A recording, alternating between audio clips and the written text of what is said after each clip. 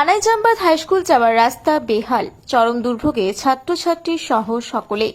পুরুলিয়া ২ নম্বর block এলাকার আনাই গ্রামের অদূরে পুরুলিয়া জেলার অন্যতম জৈন তীর্থক্ষেত্র পরেশনাথ মন্দির রয়েছে। তার পাশেই গড়ে উঠেছে আনাইজাম্বাদ পরেশনাথ শ্বেতাম্বর দিগম্বর জৈন হাইস্কুল।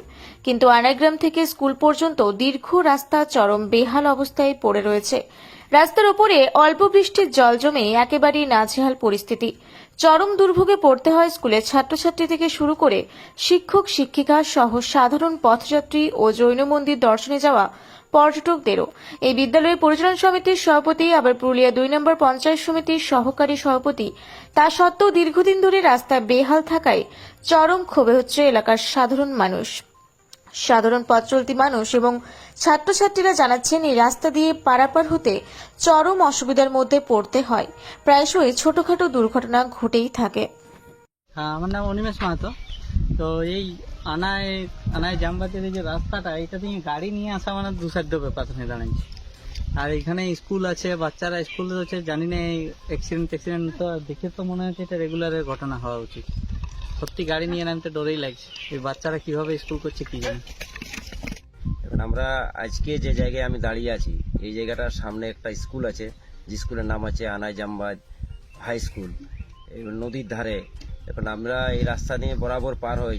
আমরা তো যাই, আমরা মাঝে মধ্যে যাই কখনো কোনো কাজে, কিন্তু এটা আমরা যা অভিজ্ঞতা যে স্কুলে প্রতিদিন ছেলেমেয়েরা আসছে, শিক্ষক শিক্ষিকা আসছে, কিন্তু রাস্তার যা বেহাল অবস্থা, মনে হচ্ছে না যে রাজ্য সরকারকে কোনো পুকুরে বা কোনো বড় বড় জলাশয়ে মাছ চাষ করতে হবে, রাস্তার মাঝে মাছ চাষ করা যাবে, এরকম রাস্তার অবস্থা রয়েছে। তাই আমি চাইছি প্রশাসনের কাছে আবেদন, যাতে এই রাস্তার অতি সত্বর সংস্কার হয় এবং যাতে স্কুলের ছেলেমেয়েরা যাতে সময় মতো স্কুলে যায়, যাতে তাদের জামা কাপড়ে না কাদা লাগে। যা পরিস্থিতি যে রাস্তা দিয়ে পার হয় যাবে না, এখন তো বর্ষা শুরু হয় নাই, সবে জ্যৈষ্ঠ মাস, জানি না শ্রাবণ মাস ভাদ্র মাসে এই রাস্তায় কি পরিস্থিতি হবে। তাই সরকারের কাছে আমার ব্যক্তিগত তরফ থেকে কাতর আবেদন, যাতে এই রাস্তার সংস্কার হয়, এই আবেদন জানিয়ে আমার এই কথা শেষ করলাম। রাস্তা খুব খারাপ, আমাদের চলাচল রাস্তা যাতে জন্য খুব খারাপ হয়। খারাপ ওটা সুপর্যন্ত করলে ভালো বলে। আসা যাওয়ার তোমার অসুবিধা আছে, অনেক বন্ধু বান্ধব পড়ে গেছে। আমরা আনাইজাম্বাদ স্কুলের ছাত্র, এই রাস্তা দিয়ে আমরা প্রত্যেক দিন যাওয়া আসা করি।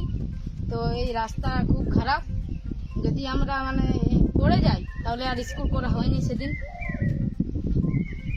বিদ্যালয় কর্তৃপক্ষ জানান, বিষয়টি বারবার বিদ্যালয় পরিচালক সমিতির সভাপতি তথা পুরুলিয়া ২ নম্বর পঞ্চায়েত সমিতির সহকারী সভাপতিকে জানানো হলেও কোনো সুরাহা হয়নি।